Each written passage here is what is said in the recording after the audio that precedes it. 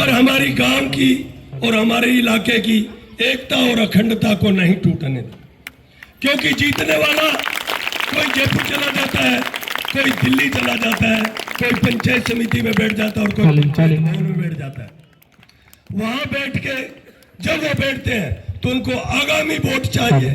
इसलिए हम आपस में भेदभाव करके हम उस पार्टी के झगड़ते रहते हैं, और वो जो उनको वोट नहीं दिए उनको नजदीक लगाने का प्रयास करते हैं और हम उनसे दूर होने का प्रयास करते हैं। तो ऐसा भेदभाव कभी भी चुनाव आए, जो मन माने उस पार्टी को वोट दो, कोई प्रतिबंध नहीं। जो इलाके के विकास की बात करे उनको वोट दो, पर अपना भाईचारा नहीं टूटना चाहिए।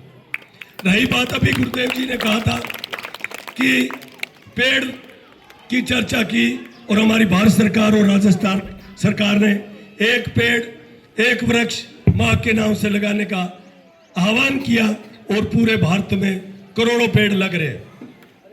तो मैं इसके बारे में थोड़ा सा जाति पाति नहीं, पर जो कुर्बानी है उसके बारे में थोड़ा सा बता देना चाहता हूं कि आज से 600 वर्ष पहले इसी पेड़ बचाने के लिए गुरु जम्बेश्वर भगवान ने एक, उसमें कोई जाति पाति नहीं थी, मानव समाज के कल्याण के लिए वृक्ष बचाने के लिए उन्होंने कहा था।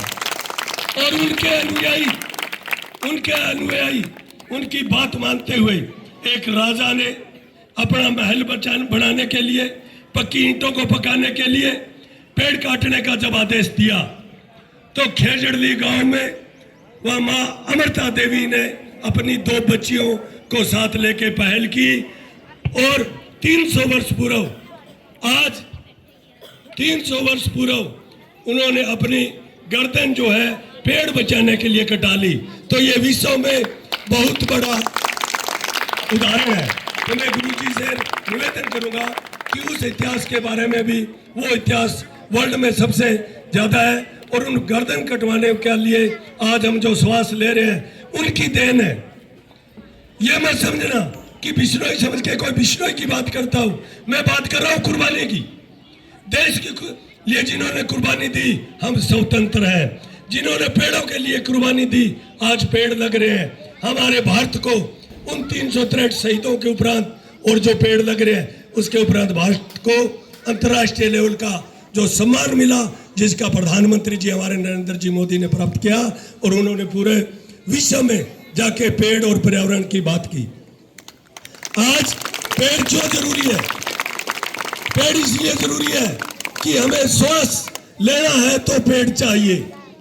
हमें ब्याह शादी कोई प्रोग्राम चाहिए तो उस प्रोग्रामों में लकड़ी चाहिए, और पेड़ लगाने की बात नहीं करेंगे तो लकड़ी कहां से आएगी?